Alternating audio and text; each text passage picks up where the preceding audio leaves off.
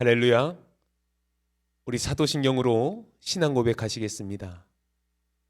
나는 전능하신 하나님 아버지 천지의 창조주를 믿습니다. 나는 그의 유일하신 아들 우리 주 예수 그리스도를 믿습니다. 그는 성령으로 잉태되어 동정녀 마리아에게서 나시고 본디오 빌라도에게 고난을 받아 십자가에 못 박혀 죽으시고 장사된 지 사흘 만에 죽은 자 가운데서 다시 살아나셨으며 하늘에 오르시어 전능하신 아버지 하나님 우편에 앉아 계시다가 거기로부터 살아있는 자와 죽은 자를 심판하러 오십니다. 나는 성령을 믿으며 거룩한 공교회와 성도의 교제와 죄를 용서받는 것과 몸의 부활과 영생을 믿습니다. 아멘. 사랑하는 주님, 오늘도 거룩한 주일 청년들을 불러주시고 모이게 하심을 감사합니다. 봄비로 봄을 맞이하게 해주심도 감사합니다. 더없는 큰 사랑으로 사순절을 기억하며 구원의 역사도 감사합니다. 지난 월요일부터 토요일까지 그리스도인으로 살지 못하고 가까스로 일요일만 그리스도인으로 살고 있는 죄인된 모습을 고백합니다. 늘 마음속으로는 예수님처럼 생각하자 해놓고 행동으로 옮기지 못함을 고백합니다. 기드온처럼 주님의 능력에 의문을 갖고 주님이 함께 하심을 알면서도 머뭇거리는 모습을 회개합니다. 진리가 무엇인지 알면서도 자기 합리화로 내 삶을 주님께 온전히 드리지 못함을 고백합니다. 사랑으로 용서해 주시고 다시금 삶으로 거룩히 바꿔나가겠습니다. 주님의 큰 사랑으로 우리 청년교회에 날로 영적으로 부흥함을 감사합니다. 이곳에 모인 청년들 모두가 주님처럼 미랄이 되길 원합니다. 청년교회가 신앙생활을 굳건히 하여 믿음으로 크게 성장해 모든 청년이 각자 속한 곳에서 성한 영향력을 끼치길 원합니다. 각자 삶 속에서 언제나 주님의 삶을 닮아 누구에게든 예수님의 형상이 보이길 원합니다. 늘 사랑으로 생각하고 순종하로 행동할 수 있는 믿음 주세요. 무엇보다도 말씀과 기도로 중무장하여 악한 세상 속에서 주님의 담대한 군사가 되길 원합니다. 매일 말씀 속에서 마음을 새롭게 하고 기도를 통해 영적으로 주님과 같이 호흡하길 원합니다. 세대가 점점 악해지고 약해질 때 몸도 마음도 믿음도 건강한 청년들이 앞장서서 세상의 등불이 되길 원합니다. 그 등불이 세상을 밝히어 주님의 위로가 필요한 자들에게도 닿고 우리가 먼저 그들에게 다가가 예수님처럼 헌신하게 해주세요. 사랑의 흐름이 멈추지 않게 해주세요. 모이는 각 프렌즈마다 리더들에게는 돌보는 목자의 마음을 주시고 프렌즈들에게는 주님을 사모하는 제자들의 마음으로 서로 화합하게 해주세요. 청년교회에 부름받은 목사님에게도 육적으로 영적으로도 강건하게 해주시고 늘 은혜로 전하는 말씀 속에서 예수님의 건의와 사랑이 넘쳐나게 해주세요. 헌신하는 교역자들과 각자 달란트로 섬기는 임원들에게도 강한 의지와 위로로 섬김의 감사가 멈추지 않게 해주세요. 특별히 사순절로 지내는 기간 주님의 사랑에 참여하며 필사하고 기도합니다. 그 속에서 주님의 더없는 사랑에 감사하며 묵상하길 원합니다.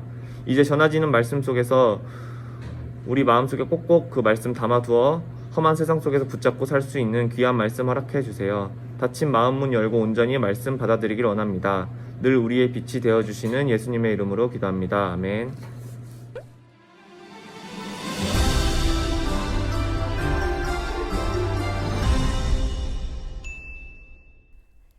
샬롬 청년교회 예배에 오신 여러분을 주님의 이름으로 환영합니다.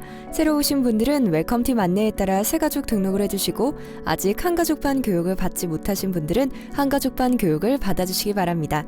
사순절 특별 새벽 기도회가 진행 중입니다. 남은 14일 최선을 다해 예배에 참석해 주시기 바랍니다. 부활절 새생명 축제 사랑의 리퀘스트 안내입니다. 오늘 기도 편지 상자를 드립니다. 기도 편지를 이웃에게 주고 편지를 받아주세요.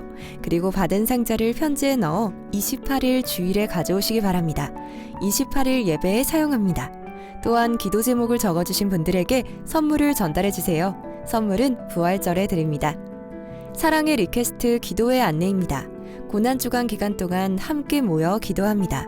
새벽 기도회 또는 매일 저녁 기도회에 참여해주세요. 저녁 기도회 후에는 기가 차량 운행을 합니다. 참여해서 이웃의 고민과 힘듦 또한 구원을 위해 기도하시기 바랍니다. 부활절 입교식 및 세례식 안내입니다. 4월 4일 부활절에 입교식 및 세례식이 있습니다. 세례를 위한 교육은 1차로 27일, 2차로 28일 오후 1시 30분에 있습니다. 신청은 28일까지 101호 사무실로 해주시고 교육 자료를 받아가시기 바랍니다. 이번 주 생일자 안내입니다. 모두 축복해주세요. 주일 오케스트라로 봉사하고 있는 김재윤 청년이 23일 강원도 화천에 있는 7사단 칠성부대로 입대합니다. 건강히 군생활 잘할 수 있도록 기도해주세요. 축복의 소식입니다. 청년교회에서 만나 부부의 연을 맺는 박요한, 우은미 청년 결혼식이 27일 오후 1시 라마다 호텔에서 진행됩니다. 50인 이하 스몰 웨딩으로 진행되므로 참여하고자 하시는 분들은 28일까지 프렌즈 리더 또는 교역자에게 연락해주세요. 잠시 박요한, 우은미 청년을 축하하는 시간을 갖겠습니다. 오늘 하나님께서 우리에게 주시는 말씀은 신약성경 사도행전 1장 6절에서 14절까지 있는 말씀입니다.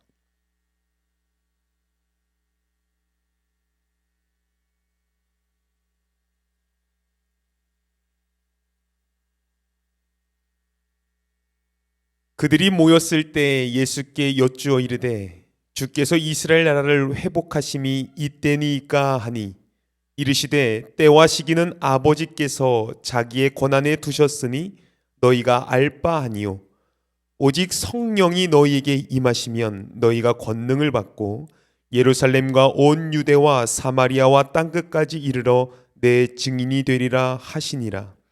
이 말씀을 마치시고 그들이 보는데 올려져 가시니 구름이 그를 가리어 보이지 않게 하더라. 올라가실 때에 제자들이 자세히 하늘을 쳐다보고 있는데 흰 옷 입은 두 사람이 그들 곁에 서서 이르되 갈릴리 사람들아 어찌하여 서서 하늘을 쳐다보느냐. 너희 가운데서 하늘로 올려지신 이 예수는 하늘로 가심을 본 그대로 오시리라 하였느니라. 제자들이 감람원이라 하는 산으로부터 예루살렘에 돌아오니 이 산은 예루살렘에서 가까워 안식일에 가기 알맞은 길이라.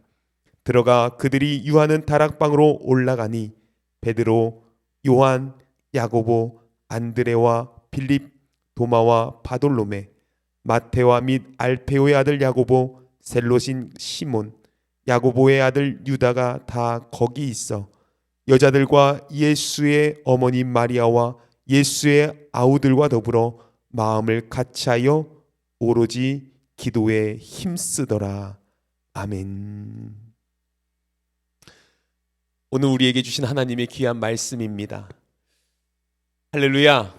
오늘 주님께서 우리에게 허락하신 귀한 시간, 하나님의 귀한 말씀으로 은혜 충만히 받으시기를 주님의 이름으로 간절히 축원합니다. 인생을 살아가다 보게 되면 내 삶의 역사를 바꿔놓는 그때가 분명히 우리들에게 있습니다. 누구에게나 있는 일이고 그것을 경험할수록 우리의 삶의 터닝 포인트를 만나게 된다라는 것이죠.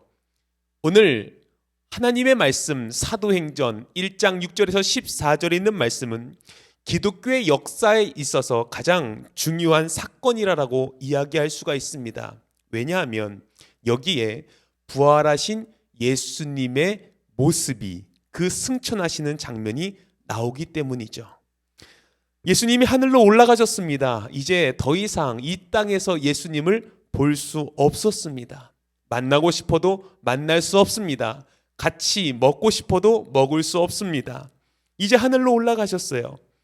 그때 이 땅에 남아있는 제자들에게 얼마나 심한 두려움이 다가왔었겠습니까? 사복음서에 나타난 이 제자들의 모습을 보게 되면 예수님 없는 그들의 모습은 정말로 무기력했음을 볼 수가 있습니다. 마태복음 17장의 말씀을 보게 되면 제자들의 무기력함을 볼 수가 있죠. 예수님은 베드로와 요한과 야고보를 데리고 높은 산으로 올라가셨어요. 그런데 그곳에서 우리가 잘 아는 영광스러운 모습으로 예수님이 변형되는 사건을 기록하시죠. 또 제자들에게 보여주시죠. 그 사이 예수님 곁을 멀리 있었던 산 아래에 머물러 있었던 제자들은 아주 수치스러운 상황에 빠지게 됩니다. 마태복음 17장 15절에서 16절이죠. 주여 내 아들을 불쌍히 여기소서. 그가 간질로 심히 고생하여 자주 불에도 넘어지며 물에도 넘어지는지라. 내가 주의 제자들에게 데리고 왔으나 능히 고치지 못하더이다.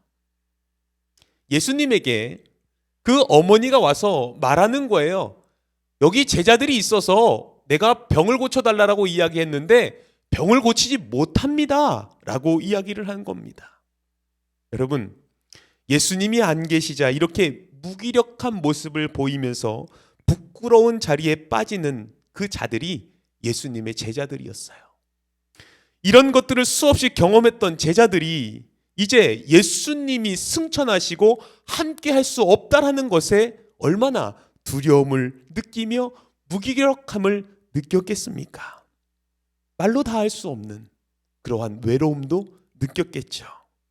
그런데 이렇게 불안해하던 이 제자들에게 분명하게 제안을 주십니다. 오늘 본문에 있는 말씀 사도행전 1장 8절에서 9절이죠. 오직 성령이 너희에게 임하시면 너희가 권능을 받고 예루살렘과 온 유대와 사마리아 땅끝까지 이르러 내 증인이 되리라 하시니라. 이 말씀을 마치시고 그들이 보는데 올려져 가시니 구름이 그를 가리어 보이지 않게 하더라. 이 말씀은요, 기독교 역사상 터닝 포인트가 되고 있습니다. 당시 제자들 앞에는 두 갈래 길이 놓여져 있었어요. 무슨 길이었냐? 하나는 이제 더 이상 예수님이 계시지 않는 이 땅에서 더 이상 예수님의 영향을 받을 수 없는 이 땅에서 이 상황 속에서 예전처럼 그냥 무기력하고 암묵적인 그냥 세상으로 흘러가는 것. 또 하나는 예수님이 주신 이 말씀에 대해서 내가 그 약속을 믿고 나아가는 그 상황이 두 가지로서 갈림길에 놓여져 있음을 보게 됩니다. 예수님의 약속대로 성령님과 더불어 새로운 차원의 그 부흥을 경험할 것이냐, 아니면 그냥 암흑의 시대로 들어갈 것이냐. 그 제자들이 두 갈래 가림길에서 다시 결단을 하는 모습을 보여줄 수가 있습니다. 저는 이것을 위대한 결단이라고 한번 생각해 보고 싶어요. 어떤 선택을 했느냐? 사도행전 1장 14절에 있는 말씀이죠. 여자들과 예수의 어머니 마리아와 예수의 아우들과 더불어 마음을 같이하여 오로지 기도에 힘쓰더라. 오늘의 제목을 보게 되면 오로지라는 이 제목을 사용하게 되었습니다. 이 뜻을 봤을 때 오직 한 곳으로라는 이 뜻을 가지고 있다라는 거예요. 오로지 기도에 힘썼다라는 것이죠. 그들의 결단이 초대교회가 형성되는 이 모체가 되었고, 그 이후에 성령님의 강한 역사와 초대교회 부흥으로 연결되는 그 시발점이 되었다라는 것을 말해주고 있습니다. 사도행전 그 이후의 전개를 보면 이 초대교회의 위기가 계속해서 닥쳐올 때마다 오로지 기도에 힘쓰더라. 오로지 기도에 힘썼다라는 것. 그래서 그 위기를 하나씩 넘겼다라는 것을 분명하게 알 수가 있다라는 거예요. 위기가 닥칠 때마다 기도로 그 위기를 극복해내는 그 일들의 반복이 사도행전에 기록되어 있습니다. 그런 대표적인 예를 사도행전 6장에서 우리가 볼 수가 있는데, 그동안 이 성령의 충만함을 그 안에서 서로 마음을 같이 하면서 신앙생활했던 이 초대교회 안에 위기가 생깁니다. 구제 문제로 성도들의 마음이 나뉘어서 두 갈래로 나뉘게 된 것이죠. 사도행전 6장 1절에 그때 제자가 더 많아졌는데 헬라파 유대인들이 자기의 과부들이 매일 구제에 빠짐으로 히브리파 사람을 원망하니. 여러분, 교회는 참 신기합니다. 왜 신기하냐면요, 큰 문제로 교회가 갈라지는 경우가 거의 없어요. 교회가 갈라지는 경우가 되게 사소한 문제입니다. 어떤 문제냐? 왜 저 사람에게는 떡 하나를 주고 왜 저 사람에게는 떡을 2개 줍니까? 왜 공평하지 않습니까? 라는 것에 마음이 나뉘게 되고 교회가 갈라지는 모습을 보이게 돼요. 여러분, 참 신기하죠? 오늘 이 사도행전 말씀도 마찬가지입니다. 히브리파 사람들이 헬라파 사람들에게 먹을 것을 공평하게 주지 않는다라는 것에 불만이 생기기 시작했다라는 거예요. 교회의 위기가 되었습니다. 초대교회도 이런 문제로 마음이 갈라지고 있었다라는 거예요. 만약에 지도자들과 그냥 그 사도들이 이 문제를 얼렁뚱땅 대충 넘겼다라면, 이것을 그냥 정치적으로 해석하고 그냥 너희 적게 먹어 라고 그냥 이렇게 넘겼더라면 더 큰 위기가 찾아왔을 텐데, 사도들은 놀라운 결단을 하는 것을 보여주고 있습니다. 사도행전 6장 3절에서 4절이죠. 형제들아, 너희 가운데서 성령과 지혜가 충만하여 칭찬받는 사람 7을 택하라. 우리가 이 일을 그들에게 맡기고 우리는 오로지 기도하는 일과 말씀 사역에 힘쓰리라 하니. 다시 한번 초대교회의 정신, 오로지 기도에 힘쓰겠다라는 것에 돌아간다라는 것이죠. 교회가 어려움을 만났을 때 이 정신을 회복하면 문제될 것이 없다라는 것입니다. 이렇게 가지고 있지 않는 인간적인 방법이나 그냥 나의 생각이나 편법을 쓰게 되면, 자꾸만 숨기려 하게 되면 문제가 생긴다라는 거예요. 저는 이 말씀이 우리 교회는 물론이고 우리 모든 하나님의 귀한 백성들과 모든 교회들 가운데 중요한 지침이라 생각합니다. 문제가 생기면 오로지 기도하는 일과 말씀 사역에 힘쓰겠다라는 것. 이것이 초대교회와 사도행전에 흐르는 정신이다. 이 정신이 우리 영종중앙 청년교회에 있어서 위기가 있을 때마다 온전히 회복되기를, 그래서 다시 한번 진정한 부흥을 맛보게 되기를 간절히 소망합니다. 그런가 하면 사도행전 4장은 또 다른 차원에서의 위기를 맞는 초대교회의 모습을 우리에게 보여주고 있어요. 복음을 전하던 베드로와 요한이 붙잡혀서 협박당하는 사건이 발생합니다. 공의회에 넘겨져서 변론하는 그런 모습. 이런 위기가 상황에 처해 오자 성도들은 어떻게 하는가? 합심하여 기도한다라는 거예요. 사도행전 4장 24절에 그들이 듣고 한마음으로 하나님께 소리 높여 이르되 대주제여 천지와 바다와 그 가운데 만물을 지으신 이시여 라며 간절히 기도하는 모습을 보게 돼요. 지도자에게 핍박이 있고 교회가 문제가 생기자 전 성도가 합심하여 기도하는 모습, 얼마나 아름답습니까? 그러나 그들이 더 아름답게 느껴지는 것은 기도의 내용을 봐야 된다는 거예요. 사도행전 4장 29절에서 30절에 주여 이제도 그들의 위협함을 굽어보시옵고 또 그들로 하여금 담대히 하나님의 말씀을 전하게 하여 주시오며 손을 내밀어 병을 낫게 하시옵고 표적과 기사가 거룩한 종 예수의 이름으로 이루어지게 하옵소서 하더라. 여러분 생각해 보자고요. 만약에 어느 누군가 위협을 당하고 있다라면 어떤 기도를 하겠습니까? 주여 그 위협을 물리쳐 주시옵소서 라고 이렇게 기도하지 않겠습니까? 그런데 초대교회 성도들은 그렇게 기도하지 않았다라는 거예요. 그들은 위협을 물리쳐 주시옵소서가 아니라 그 위협 앞에서도 굴하지 않는 담대함을 허락하여 주옵소서, 그들이 가능하도록 예수 그리스도의 이름이 능력을 나타낼 수 있도록 해달라는 기도를 요청하고 있다는 거예요. 저는 그들의 드린 이 기도가 정말로 놀랍습니다. 여러분 우리가 어떻게 기도합니까? 주시옵소서, 해결해 주시옵소서, 나를 괴롭히는 사람을 보게 되면 죽여 주시옵소서, 물리쳐 주시옵소서라고 하지만 그들은 그 상황 속에서 곧은 길을 갈 수 있도록, 오로지 하나님을 생각할 수 있도록 담대함을 허락해달라는 거예요. 오직 한 곳으로.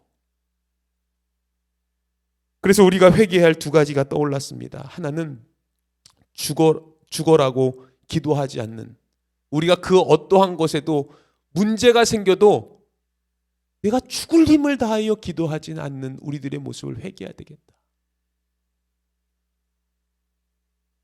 또 하나는 우리가 기도를 너무 안 하다시피, 기도를 해도 너무 어린아이처럼 기도를 하고 있다는 거예요. 그냥 들어만 주세요. 그냥 이것 좀 해주세요. 기도 안 하는 것보단 낫지만 정말 우리의 기도의 수준이 어리다라는 것이죠.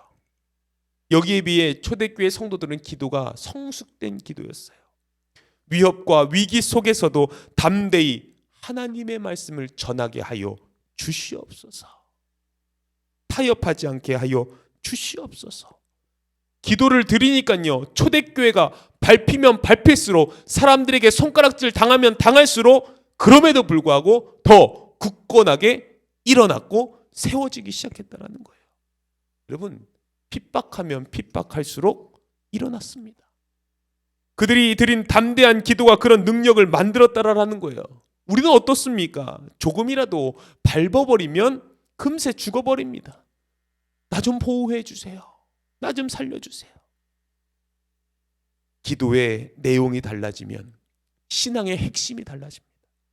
그래서 위협이 많아질수록 담대하고 그 위협과 맞서기 위해 더 강한 하나님의 능력을 우리들이 사모하며 그 능력을 주셨을 때 나타내는 것이 신앙생활이죠. 이런 능력 있는 신앙생활을 원한다면 이 사도행전에 나타나는 이 아름다운 기도의 정신을 우리가 이해해야 된다는 거예요. 그들의 성숙한 기도 어떤 결과를 가져옵니까? 사도행전 4장 31절에 빌기를 다함에 모인 곳이 진동하더니 무리가 다 성령이 충만하여 담대히 하나님의 말씀을 전하니라. 초대교회에 나타났던 하나님의 강력한 역사하심은 모두 기도와 연관되어 있다는 거예요. 우리가 기도가 달라지면 성령의 역사가 나타나게 되어 있습니다. 우리의 기도가 성숙해지면 우리 안에서 일하시는 성령님이 우리 가운데, 우리의 삶 가운데 역사하심을 보게 될 줄 믿습니다. 이런 패턴은 사도행전만 나오는 것이 아니라 구약 성경에도 다양한 모습으로 우리들에게 부흥운동의 사례들을 보여주고 있죠. 예를 들어 사무엘상 7장에 있는 말씀을 보게 되면 미스바에서 했던 그 부흥들, 느헤미야 8장에서 그 수문 앞 광장에서 모여 하나님의 말씀을 듣고 기도했던 그들의 모습을, 여러분, 이 부흥의 모습 가운데 분명한 공식이 있습니다. 여러분, 신앙생활의 공식이 참 중요한데 그 공식은 무엇이냐면 먼저 말씀이 있었다라는 거예요. 말씀을 깨달은 사람들은 기도로서 자리를 지킵니다. 우리의 신앙도 마찬가지입니다. 오늘 하나님의 말씀을 내 안에 받아들여야 이제 우리가 기도의 자리로 나아갈 수 있는 것이지, 하나님의 말씀이 없이 기도는 아무런 힘을 볼 수도 없고 느낄 수도 없고 보여줄 수도 없습니다. 여러분, 말씀과 기도의 조화는 부흥의 두 가지 중요한, 성경에서만 나오는 이야기가 아니죠. 기독교 역사 2000년 가운데 이 부흥의 현장은 늘 말씀과 기도가 함께했다라는 거예요. 인간적인 관점에서 보자면 그저 우리가 기도해서 부흥이 일어났다라고 여길 수 있습니다. 하지만 하나님의 관점에서 보게 되면 하나님은 개인의 인생이나 인류의 역사할 것 없이 중요한 변화를 가져주는 사건을 맞닥뜨릴 때마다 우리를 기도하게 하신다라는 거예요. 그래서 그 결과로 기도를 통하여 부흥이 일어나게 되는 겁니다. 제가 목회를 처음 시작할 때, 하나님, 제가 이 자리 가운데 하나님의 교회를 세워도 되겠습니까? 하나님, 저를 어떻게 사용하시겠습니까? 그 간절함이 가지고 있었어요. 그때마다 기도원에도 들어갔다 오고 또 금식도 하면서 하나님의 뜻을 구했던 그 시간들이 있었어요. 상황을 다시 한번 돌아보면 하나님이 나에게 뭘 원하셨기 때문에 나를 이 목회자로 세워주셨을까? 왜 나를 목회 현장으로 불러내어 주셨을까? 그걸 생각해 보면 하나님께서 나와 더 가까워지길 원하셨고, 하나님께서 그 부르심을 통하여 내가 너를 더 바라보고 너는 나를 더 의지했으면 좋겠다, 의지하기를 바란다 라는 이러한 마음이 하나님과 저와 오가지 않았을까? 그리고 그 안에서 저는 절박한 심령을 가지고 하나님 앞에 기도했던 그 시간들을 떠올려 봅니다. 확신하는 것은 그때의 기도가 있었기 때문에, 그 절박하게 주님을 의지하며 기도했던 그 시간이 있었기에 하나님께서 오늘 저를 이 자리까지 태워주지 않았는가 확신합니다. 이런 하나님의 원리를 우리의 삶에서 잘 적용하시기를 바라요. 하나님은 개인의 인생이나 교회의 역사 속에서 어느 분기점을 주실 때 분명히 기도하게 하신다라는 거예요. 기도하되 절박하게 기도하게 하신다라는 거예요. 이 부분에서 우리가 회개할 것이 없는가? 하나님께서 분명히 이 기도의 상황으로 몰아가시는데 여전히 기도하지 않는 우리의 어리석음으로 놓친 은혜들이 얼마나 많지 않은가? 기도하지 않음에 하나님의 놀라운 계획들이 어그러지지 않았는가?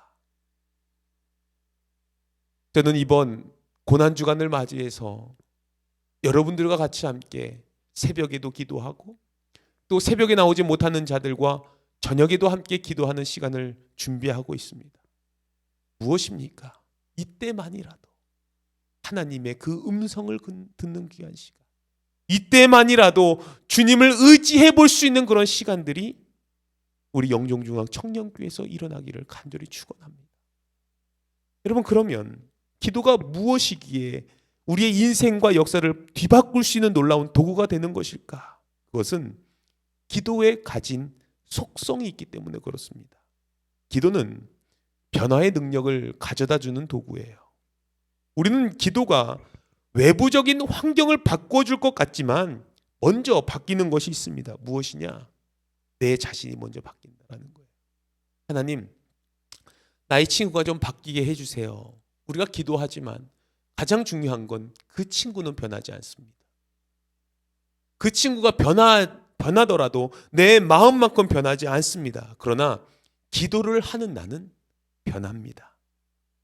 기도하는 나는 하나님께서 세워주시고 위로하시고 사용하십니다.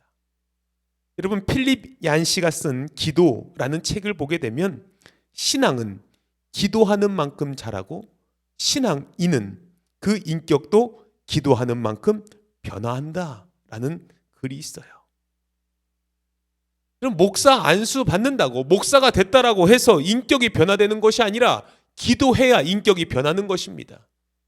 여러분, 기도하는 자가 인격이 변화되는 것이지 교회만 다닌다고 인격이 변화되는 거 아닙니다. 그러니 너는 교회를 다니는데 왜 인격이 저 모양이냐?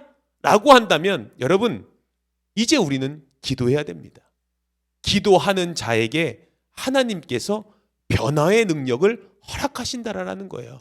기도하지 않는 자들을 향하여 우리가 바라보고 비판하고 나의 생각으로 그를 저주하는 것이 아니라 내가 사랑하는 마음이 없는 나 자신을 위하여 기도할 때 하나님께서는 나의 인격을 다듬으시고 하나님께 그 상황 가운데 나에게 이해하는 밭을 먼저 허락하신다. 그 이후에 하나님께서 하나하나 만져가십니다. 사도행전은 누가라는 의사의 직분을 가진 자가 기록하였습니다. 누가복음과 사도행전을 기록하죠. 흥미로운 것은 누가는 예수님의 제자가 아니었습니다. 예수님의 제자가 아닌 정도가 아니라 살아생전에 이 예수님을 만나본 적이 없었던 이 누가가 놀랍게도 그는 하나님의 말씀을 써내려갑니다. 예수님과 동고동락했던 사도들에 비하면 그는 거의 초신자였죠. 의사로서 그 사도 바울의 선교 여행에 주치처럼 동행했던 인물. 초신자 같은 누가는 초대교회에서 일어나는 복음의 역사를 보고 너무나 놀랐어요. 왜요? 인격이 변하고 가정이 뒤집어지고 삶의 변화를 일어나는 그 역사를 보고 놀라기 시작했어요. 야, 이것이 어떻게 가능한 것인가? 의사로서 이 탁월한 분석력을 가지고 누가는 이 일들을 보면서 그 모든 역사의 중심에 기도가 있었구나라는 것을 깨닫게 됩니다. 그 중에서 예수님의 기도를 보고 배운 것이 사도들과 초대교회의 능력의 원동력이 되었다는 것을 분명하게 그는 발견하게 됩니다. 그렇기 때문에 누가가 기록한 이 다른 성경인 누가복음에는 예수님의 기도하심의 모습이 자주 등장합니다. 많이 기록되어 있어요. 그런 예수님의 모습과 함께 절대로 기도하지 않는 제자들의 모습이 대비되어 있습니다. 그리고 예수님이 승천하신 이후에 드디어 다 같이 함께 모여 기도를 합니다. 이 일은 강력한 성령의 역사를 경험하게 하고 예수님에게 배운 기도를 행하기 시작하는 기적의 시간이 되었다라는 거예요. 그렇다면 이제 하나님께 드리는 기도가 능력 있는 기도가 되기 위해서 우리가 어떻게 하면 좋을까? 첫 번째, 기도를 인격체 되시는 하나님을 인정해드리는 행위로 이해해야 된다는 거예요. 다시 좀 더 쉽게 이야기하자면 우리가 기도를 할 때 나의 인격을 아시고 또 그 인격을 이해하시는 분을 예수님이다 라는 것을 인정하며 기도해야 된다는 거예요. 우리가 기도할 때 그냥 나와 관계없는 사람이 아니라 나의 마음을 다 아시는 주님을 인정하며 기도할 때 하나님께서는 그 마음을 합당하게 여기시고 받으신다라는 겁니다. 여러분, 모든 종교에는 각각 다 기도들이 있습니다. 기도의 행위들이 있어요. 불교에서 기도에 쏟는 정성은요, 기독교와 비교가 안 됩니다. 여러분, 우리는 그냥 눈 감고 손 잡고 기도하는 정도지 그들은요, 앉았다 일어났다 앉았다 일어났다를 반복하죠. 여러분, 얼마나 정성껏 오래 기도합니까? 여러분, 어떤 종교에서는요, 달을 보고 기도하기도 하고 또 물을 떠서 기도하기도 하고 나무나 돌을 세워놓고 기도하기도 합니다. 다 이루어 주옵소서 라면서 기도를 하죠. 모든 종교는 기도의 행위가 있다라는 거예요. 그런데 이 기독교는 기도의 독특성이 무엇인가? 기도가 가지고 있는 것이 무엇인가? 여러분, 다른 종교에도 기적이 있습니다. 다른 종교를 믿는 사람들도 기적을 경험해요. 우리 기독교만 기적이 있는 것이 아닙니다. 근데 중요한 것이 있어요. 우리가 하나님 내 꿈을 들어주세요 하고 기적을 바라보면서 기적을 최고의 하나님께서 주신 선물이다라고 생각하는 자체가 잘못됐다라는 겁니다. 여러분, 우리들이 가져야 될 마음은 무엇이냐면 우리가 기적을 얻기 위하여 내가 로또 받은 인생이 되기 위하여 살아가는 것이 아니라 우리는 인격을 가지고 계신 그 주님이 나와 날마다 은혜로 채워주시는 것을 경험할 수 있어야 된다는 거예요. 기적은 하나님께서 주실 수도 있고 안 주실 수도 있습니다. 그러나 우리가 나의 인격을 아시는 주님을 인정하며 기도할 때 날마다 지금 이 순간에도 은혜로 채워주시는 주님과 살아갈 수 있다는 거예요. 그것이 다른 종교와 확연히 다른 차이점이다라는 것을 말해주고 있습니다. 진리의 보증은 바로 은혜다. 우리가 행한 대로 갚지 않으시고 우리의 죄를 뛰어넘어서 하나님의 은혜로 오늘도 살게 하신 것, 이것이 은혜다라는 것이죠. 우리의 아버지가 되신 하나님은 인격을 가지신 분이다. 그 인격을 가진 존재는 모두 존중받기를 원하고 계신다. 비록 너가 잘못한 죄가 있고 비록 너가 죽어야 될 만한 마땅한 죄가 있다 할지라도 오늘 나를 살리시며 나를 위로하시고 나와 함께 하시겠다라고 하신 하나님의 약속의 은혜가 오늘 가장 큰 힘이다라는 거예요. 기도와 사랑에 빠지라라는 이 책의 부제를 보게 되면 기도와 사랑에 빠져라, 그러면 하나님과 사랑에 빠진다. 저와 여러분들의 삶에 기도를 통하여 하나님과 사랑에 빠지는 귀한 주님의 백성들 되시길 주의 이름으로 간절히 축원합니다. 시편에 116편 1절에서 2절에 보면 여호와께서 내 음성과 내 간구를 들으심으로 내가 그를 사랑하는도다. 그의 귀를 내게 기울이셨으므로 내가 평생에 기도하리이다. 내 음성과 내 간구를 들으심으로 내가 그를 사랑하는도다. 주님은 우리가 기도할 때 사랑의 확증을 허락해 주신다라는 거예요. 여러분, 우리가 기도할 때 어떻게 합니까? 하나님, 나 좀 대학 좀 꼭 합격시켜 주세요. 취직 좀 하게 해 주세요. 하나님, 이렇게 해 주세요. 내가 원하는 것을 구하는 도구가 기도가 아닙니다. 진짜 기도의 중요한 내용은 하나님, 내가 하나님을 사랑해요. 하나님, 내가 하나님 없이 살 수 없어요. 내 간구를 들으시는 하나님과 사랑의 교제를 나누는 거예요. 하나님의 마음은 어때요? 하나님의 뜻은 어때요? 기도는 하나님과의 관계입니다. 두 번째로는 기도가 능력의 도구가 되기 위해서는 기도를 하나님에 대한 전적인 의존의 문제로 이해해야 된다는 거예요. 하나님께 전적으로 맡기는 기도를 해야 된다는 거예요. 대충 걸쳐놓고 내 생각대로 하는 것 안 된다라는 겁니다. 예수님이 승천하신 후에 제자들은 기도하는 것 외에 할 수 있는 것이 아무것도 없었다라는 거예요. 그러니 사도행전 1장 14절에 뭐라고 이야기합니까? 오로지 기도에 힘쓰더라. 오로지 기도에 힘쓸 수밖에 없는 상황. 하나님은 분명히 우리들에게 우리들의 인생 가운데 그렇게 몰아가실 때도 있을 거예요. 그때 기억하십시오. 두려움에 갇혀 있었던 예수님의 제자들이 예수님 없이 어떻게 살아갈까라는 그 두려움 가운데 세상에 나를 도와줄 수 있는 사람이 아무도 없다라고 느껴질 때 사도행전 1장 14절 오로지 기도에 힘쓰더라. 우리는 연약하지만 오늘 우리는 하루를 살아가기를 버거워하지만 기도할 때 하나님께서 힘 주시고 능력 주시고 부흥을 경험케 하십니다. 오직 주님만을 의지하는 기도로 부흥의 능력을 체험하는 우리 모두가 되기를 주님의 이름으로 간절히 축원합니다. 우리 같이 함께 찬양하기 원합니다.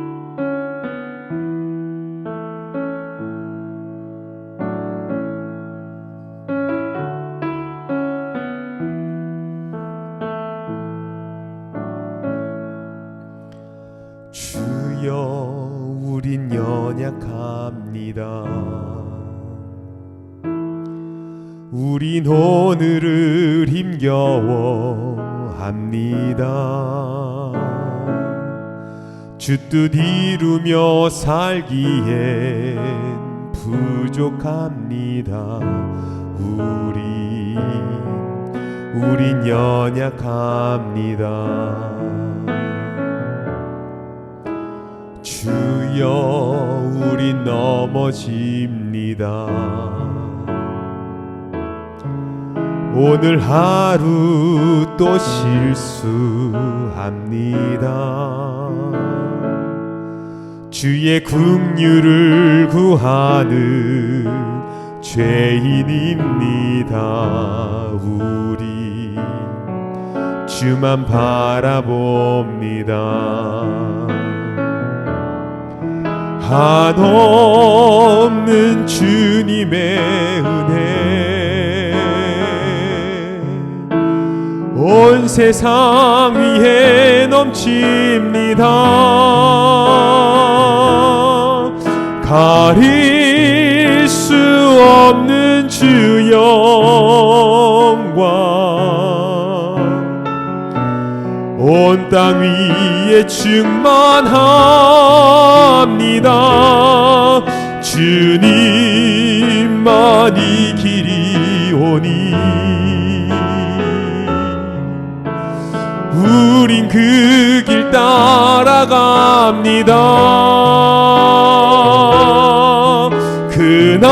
그날에 우릴 이루시 주는 완전합니다. 한없는 주님의 은혜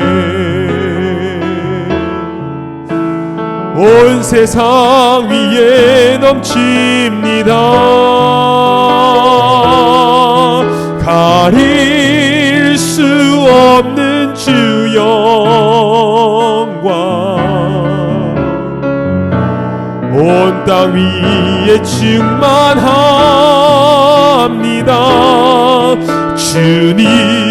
주님만이 길이오니 우린 그 길 따라갑니다. 가릴 수 없는 주 영광, 주는 완전합니다.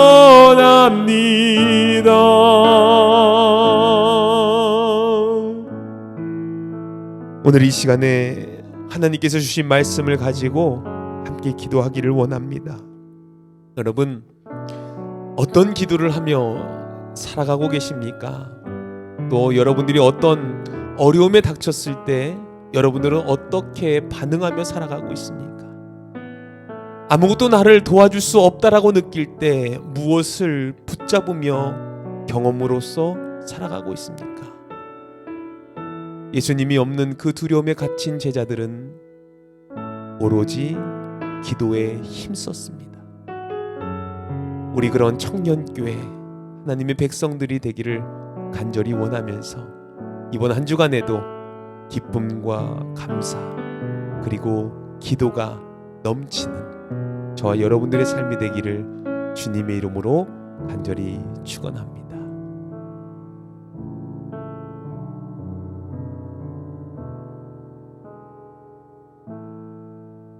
기쁘고 복된 날 하나님을 예배하며 삶의 중심과 헌신 예물을 드리게 하심에 감사를 드립니다. 오늘 드린 예물이 하나님의 거룩한 성역과 역사 위에 사용되게 하여 주시옵소서. 예물 중 수입의 열의 하나를 거짓없이 구별합니다. 하나님을 시험하여 드리는 예물을 받으시며 말라기에 약속하신과 같이 복이 쌓을 곳이 없도록 부으시며 메뚜기와 황충을 제하시고 과실이 기한 전에 떨어지지 않는 복을 허락하여 주시옵소서.